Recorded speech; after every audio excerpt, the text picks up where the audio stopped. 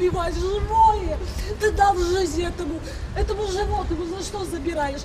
Спросите у детей, отпаивали. Oamenii sunt îngroziți de cruzimea celor care au lăsat animalele să moară în chinuri și spun că otrăvirea acestora nu este o soluție. Они на людей не кидались, они были спокойны. Мы их стерилизуем, собирая деньги, по свои деньги, по 100 лей собираем, потому что много собак. Ne jucam tot timpul cu dânsii, îi aducem apă, îi aducem de mâncat, ne jucam cu bățul, vineau după noi, îi mângâiem și ea, așa reușesc. Otrăviți rămân undeva prin casă, pe undeva pe un subsoluri, să începe miros, un copil poate să apropie, să-l ating cu mâna, să se îmbolnăvească. Asta nu-i corect.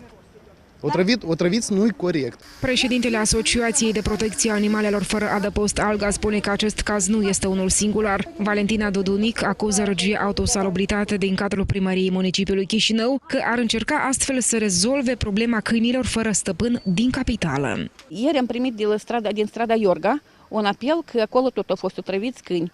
3 câini care au fost sterilizați. Astăzi aici, alaltă ieri la Botanica, au fost otrăviți în parcul Valea Trandafirilor. Reprezentanții Regiei Autosalubritate nu au fost de găsit pentru a comenta acuzațiile.